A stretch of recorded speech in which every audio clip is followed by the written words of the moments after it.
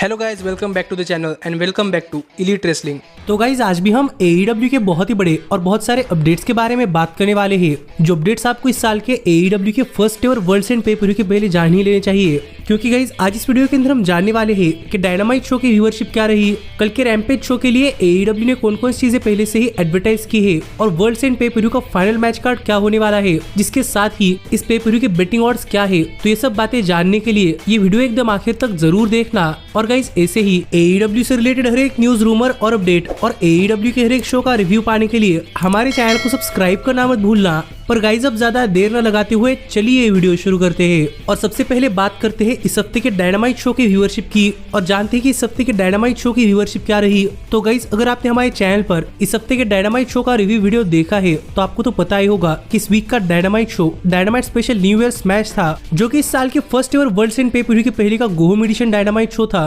इसीलिए मुझे लग रहा था कि प्रोबेबली शो की व्यूअरशिप बढ़ सकती है। और गाइज इस वीक के डायनामाइट शो की व्यूअरशिप भी इसके पहले हुए डायनामाइट शो के मुकाबले करीब 8% ज्यादा बढ़ी है। और जहां पर लास्ट वीक डायनामाइट शो की व्यूअरशिप मिली थी 782 के व्यूअर्स, तो वहीं पर इस वीक की व्यूअरशिप आई है 843 के व्यूअर्स। जो देखा जाए तो सच में डायनामाइट शो की व्यूअरशिप के अंदर एक काफी इंप्रेसिव जंप है। और इसके साथ ही 18 to 49 एज डेमोग्राफिक में भी डायनामाइट शो की व्यूअरशिप लास्ट वीक के मुताबिक इस वीक करीब 19% ज्यादा बढ़ी है। जहां पर last week 18 to 49 age demographic के अंदर डायनामाइट शो की रेटिंग्स मिली थी 0.26, तो वहीं पर इस वीक रेटिंग्स आई है 0.31। जो देखा जाए तो गाइस फिर एक बार डायनामाइट शो को लेकर काफी इंप्रेसिव नंबर्स है, क्योंकि यहाँ पर व्यूअरशिप के अंदर अच्छा खासा जंप हुआ है। और इस वीक का डायनामाइट शो भी वेस्टडे टॉप 50 केबल टीवी प्रोग्राम्स के अंदर नंबर 3 पर आता है, जो कि इसके पहले नंबर 6 पर था। जिससे कि आप समझ सकते हैं कि इस हफ्ते डायनामाइट शो की व्यूअरशिप अच्छी खासी बड़ी है। और आप मुझे कमेंट कर बताइए कि नंबर्स पर आपका क्या कहना है। पर फिलहाल के लिए हम आगे बढ़ते हैं, पर आगे बढ़ने से पहले मैं आपको बताना चाहूंगा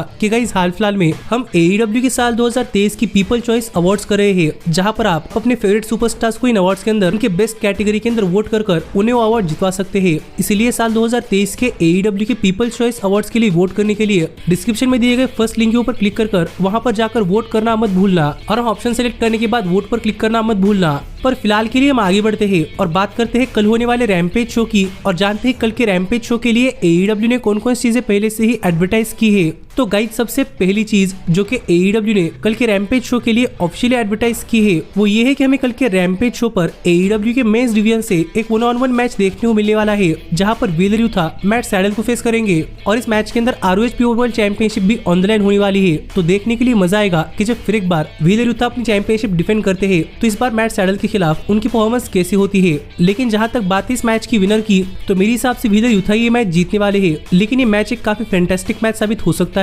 लेकिन इसके साथ ही हमें कल के रैम्पेज शो पर रूबिसो एक 1-on-1 मैच के अंदर मरीना शेफर्ड को फेस करते हुए दिखाई देने वाली है। और हमने देखा है कि रूबिसो काफी दिनों से हारती हुई आ रही है, तो देखना पड़ेगा कि इस मैच के अंदर उनकी परफॉर्मेंस कैसी होती है और ये मैच जीतने के लिए रूबिसो क्या क्या करती है। लेकिन मेरे हिसाब से ये मैच भी एक शानदार मैच होगा, जहां पर रूबिसो फाइनली एक मैच जीत जाएंगी। पर इसके साथ ही हमें कल के रैम्पेज शो पर क्रिस जेरिको भी आकर कुछ कहते हुए दिखाई देने वाले है। इसलिए यहाँ पर देखने के लिए मजा आएगा कि कल के शो पर क्रिस जेरिको क्या कहते हैं। और इसके साथ ही हमें ऑरेंज कैसिडी, ट्रेंट और रॉकी रोमेरो एक 6-man टैग टीम मैच के अंदर टॉप फ्लाइट और एक्शन आंद्रेटी को फेस करते हुए दिखाई देने वाले हैं। इसीलिए यहाँ पर भी देखने के लिए मजा आएगा कि 6-man टैग टीम मैच कितना जबरदस्त होता है और वर्ल्ड एंड पे पर व्यू के पहले ये मैच शो को कितना हाइप कर पाता है। लेकिन जहाँ तक बात इस मैच की विनर की, पर मुझे यहाँ पर लग रहा है कि मैं प्रोबेबली इस मैच के अंदर एक्शन आंद्रेटी की टीम जीतती हुई दिखाई दे सकती है, जिससे कि क्या पता आगे चलकर वर्ल्ड एंड पे पर व्यू पर ऑरेंज कैसिडी अपनी इंटरनेशनल चैंपियनशिप एक्शन आंद्रेटी की टीम के किसी एक सुपरस्टार के खिलाफ डिफेंड करेंगे। पर मेरी प्रेडिक्शन यहाँ पर एक्शन आंद्रेटी की टीम के लिए होने वाली है कि वो ये मैच जीतने वाले है।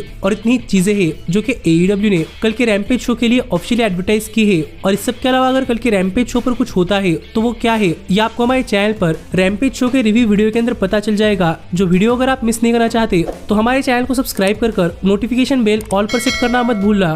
पर फिलहाल के लिए हम आगे बढ़ते हैं और बात करते हैं AEW के वर्ल्ड एंड 2023 पे पर व्यू की।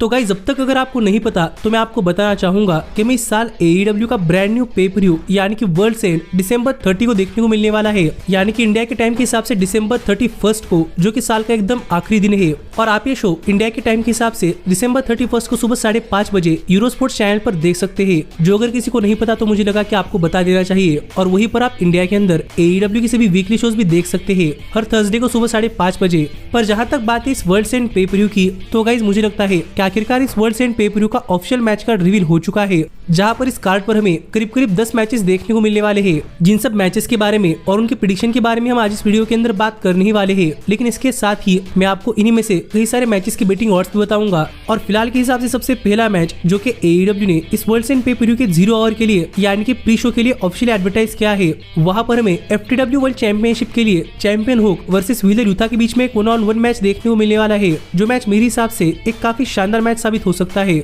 और वैसे भी ये मैच FTW रूल्स के अंडर है, तो देखने के लिए मजा आएगा कि इस मैच के अंदर दोनों की परफॉर्मेंस कैसी होती है। लेकिन जहां तक बात है इस मैच की विनर की, तो मेरे हिसाब से यहाँ पर हुक ये मैच जीतने वाले हैं। पर इसके साथ ही हमें 0 आवर यानी कि प्री शो पर एक 20 मैन बैटल रॉयल मैच भी देखने को मिलने वाला है। और जो कोई सुपरस्टार ये 20 मैन बैटल रॉयल मैच जीतेगा, उसे आगे चलकर any time anywhere TNT championship के लिए मैच मिलेगा, जो एक काफी शानदार मैच इस पे पर व्यू के लिए ऑफिशियली एडवर्टाइज हो चुका है। तो देखना पड़ेगा कि इस मैच के अंदर पार्टिसिपेंट्स कौन होते हैं और किसे मिलता है TNT चैंपियनशिप के लिए टाइटल शॉट एनी टाइम और एनीवेयर। पर इसके बाद हमें ऑफिशियल मैच कार्ड पर सबसे पहला जो मैच देखने को मिलेगा वो है अंद्रादे एल इडोलो वर्सेस मीरो, जो मैच हाल ही में AEW ने ऑफिशियली अनाउंस कर दिया है कि हम इस पे पर व्यू पर अंद्रादे और मीरो भी एक 1-on-1 मैच के अंदर कम्पीट करते हुए दिखाई देंगे, जो मैच मेरे हिसाब से एक काफी शानदार मैच साबित हो सकता है, जहां पर मीरो काफी दिनों से अंद्रादे को टारगेट कर रहे हैं। लेकिन जहां तक बात थी इस मैच की विनर की, तो मेरे हिसाब से अंद्रादे ये मैच जीतेंगे, क्योंकि अंद्रादे काफी दिनों से AEW टेलीविजन पर कम्पीट कर रहे हैं। इसलिए मुझे लगता है कि मीरो के मैच जीतने के बजाय यहाँ पर अंद्रादे के मैच जीतने के काफी ज्यादा चांसेस है।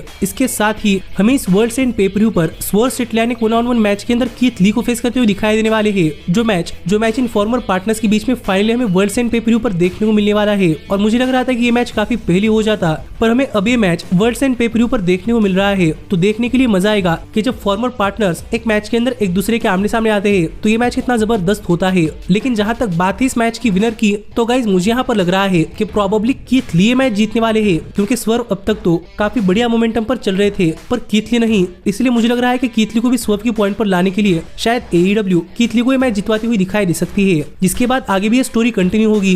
पर इसके साथ ही जो अगला मैच जो कि AEW ने इस वर्ल्ड एंड पे पर व्यू के लिए ऑफिशियली एडवर्टाइज किया है, वो ये है कि हमें इस पे पर व्यू पर Sammy Guevara, Chris Jericho, Darby Allin और स्टिंग एक टैग टीम मैच के अंदर Ricky Starks, Big Bill, Konosuke Takeshita और पावर ऑफ हॉब्स को फेस करते हुए दिखाई देने वाले हैं। और Kenny Omega tag team championships के लिए कम्पीट करने के लिए शायद अनेबल थे, इसलिए टैग टीम मैच चेंज होकर एक 8-मैन टैग टीम मैच बन चुका है, जहां पर हमें एक तरीके से रिकी स्टार्स और पावर ऑफ हॉब्स का भी एक शॉर्ट यूनियन देखने को मिलेगा, और जेरिको और सैमी गेवेरा भी एक टैग टीम के अंदर होने वाले हैं। तो यहाँ पर देखने के लिए मजा आएगा कि रिप्लेसमेंट के तौर पर आया हुआ मैच इस कार्ड पर किस तरीके का मैच बन पाता है। लेकिन जहां तक बात है इस मैच की विनर की, तो मुझे लग रहा है कि यहाँ पर फेस टीम यानी कि जेरिको और सैमी गेवेरा और स्टिंग और डार्बी एलिन मैच जीतेंगे। और ऐसा इसलिए क्योंकि मुझे लग रहा है कि हील टीम्स के बीच में उतनी अच्छी कोऑर्डिनेशन नहीं बनेगी। लेकिन इसके साथ ही जो अगला मैच जो कि इस वर्ल्ड एंड पे पर व्यू के लिए ऑफिशियली अनाउंस हो चुका है, वो एक कॉन्टिनेंटल क्लासिक कप टूर्नामेंट का फाइनल्स, जहां पर में जॉन मॉक्सली एक 1-on-1 मैच के अंदर एडी किंगस्टन को फेस करते हुए दिखाई देने वाले हैं, जो मैच आखिरकार इस पे पर व्यू के लिए कंफर्म हो ही चुका है। और यहाँ पर भी दो पुराने दोस्त एक मैच के अंदर एक दूसरे के खिलाफ आने वाले हैं, जिससे कि ये मैच देखने के लिए भी काफी मजा आएगा। और फिर एक बार मैं ये मैच देखने के लिए काफी एक्साइटेड हूँ, क्योंकि दोनों सुपरस्टार सच में काफी जबरदस्त मैचेस डिलीवर करते हैं। लेकिन जहां तक बात है इस मैच की विनर की, तो गाइज मुझे ऐसा लग रहा है कि एडी किंगस्टन ये मैच जीतने वाले हैं। और मैं ऐसा इसलिए कह रहा हूँ क्योंकि ये पे पर व्यू एडी किंगस्टन के होम टाउन के अंदर हो रहा है, इसलिए मेरे हिसाब से यहाँ पर एडी किंगस्टन ये मैच जीतेंगे और प्रोबेबली जॉन मॉक्सली के लिए काफी बड़ी हार साबित हो सकती है। लेकिन इसके साथ ही हमें वर्ल्ड एंड पे पर व्यू पर कॉन्टिनेंटल क्लासिक कप टूर्नामेंट का हर एक सुपरस्टार एक 8-मैन टैग टीम मैच के अंदर एक दूसरे को फेस करता हुआ दिखाई देने वाला है, जहां पर एक साइड पर ब्रायन डेनियल्सन, मार्क ब्रिस्को, क्लूडियो कैसनोली और डेनियल गार्सिया होने वाले हैं, तो वहीं पर दूसरे साइड पर ब्रॉडी किंग, जे व्हाइट, रूश और जे लिथल होने वाले हैं। और प्रोबेबली ये मैच इन सभी सुपरस्टार्स को कॉन्टिनेंटल क्लासिक कप टूर्नामेंट के अंदर एक काफी बढ़िया परफॉर्मेंस देने के लिए पे पर व्यू पर एक रिवॉर्ड के तौर पर मिल चुका है, जहां पर ये मैच भी इस कार्ड पर एक काफी शानदार मैच बन सकता है। और हमें इस मैच से भी काफी सारे स्टोरीज शुरू होते हुए दिखाई दे सकते हैं। लेकिन जहां तक बात है इस मैच की विनर की, तो मेरे हिसाब से यहाँ पर फेस टीम यानी कि ब्रायन क्लूडियो गार्सिया और मार्क ब्रिस्को ये मैच जीतते हुए दिखाई दे सकते हैं। और ये सब मैचेस हाल ही में इस पे पर व्यू के लिए एडवर्टाइज हुए हैं, पर इसके साथ ही इस पे पर व्यू के लिए कुछ मैचेस पहले से ही एडवर्टाइज हो चुके थे, जिन मैचेस के बेटिंग ऑड्स सामने आ चुके हैं। और हमने इन मैचेस के प्रेडिक्शन के बारे में हमारे वर्ल्ड एंड पे पर व्यू के प्रीव्यू वीडियो के अंदर बात की थी, जहां पर मैंने आपको सभी सरप्राइजेस के बारे में बताया था। तो आप इन बाकी बचे हुए मैचेस के लिए मेरी प्रेडिक्शन जानने के लिए ऊपर आए कार्ड के ऊपर क्लिक कर वो वीडियो चेकआउट कर सकते हैं। पर जहां तक बात है वर्ल्ड एंड पे पर व्यू के बेटिंग ऑड्स की, तो इन मैचेस की बेटिंग ऑड्स आ चुके हैं। और यहाँ पर सबसे पहले FTW वर्ल्ड चैंपियनशिप के मैच के लिए बेटिंग ऑड्स के लिए काफी फेवरेबल है, कि वो अपना ये मैच जीतने वाले हैं। और जहां तक बात है टीबीएस वुमेन चैंपियनशिप की, तो टीबीएस वुमेन चैंपियनशिप मैच के अंदर भी जूलिया हार्ट अपनी चैंपियनशिप रिटेन करने के लिए काफी फेवरेबल है। विमेन चैंपियनशिप मैच के अंदर भी टोनी स्टॉर्म अपनी चैंपियनशिप रिटेन करने के लिए हद से ज्यादा फेवरेबल है और वो स्टिल रहने वाली है चैंपियन। पर जहां तक बात है TNT चैंपियनशिप की, तो गाइस यहाँ पर मामला थोड़ा अटपटा हो सकता है, क्योंकि फिलहाल की बेटिंग ऑड्स के हिसाब से एडम कोपलन यानी कि एजे मैच जीतने के लिए फेवरेबल दिखाई दे रहे हैं। पर गाइस बेटिंग ऑड्स के अंदर अंतर काफी कम है और मैंने कहा था कि मुझे लग रहा है कि एडम कोपलन ही मैच जीतते हुए दिखाई दे सकते हैं। और स्टोरी लाइन वाइज एडम कोपलन का मैच जीतना ही सेंस बनाता है, पर मैं चाहता हूँ कि क्रिश्चियन केज मैच जीते, क्योंकि फाइनली वो AEW कंपनी के अंदर दिखा सकते हैं कि क्रिश्चियन केज एज से काफी बेहतर है।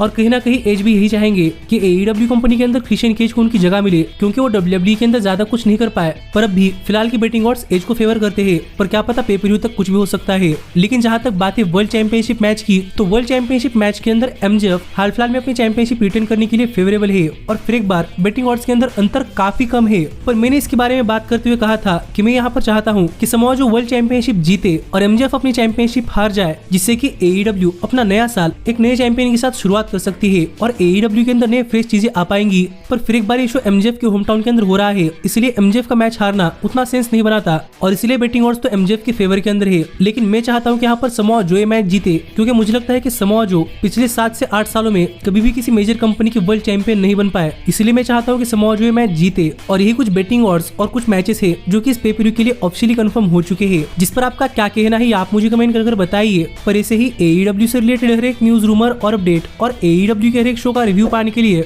हमारे चैनल को सब्सक्राइब करना मत भूलना। लेकिन अभी मिलता हूँ आपसे अगली वीडियो के अंदर, पर तब तक stay healthy, stay happy and keep watching elite wrestling. Hey, did you like that video? Click the screen for more. And where do you think you're going? Check out our official merchandise page and to support the entire cast. And thanks so much for being the elite. The elite, the elite. What, Nick, you're not going to sing it all with me this time?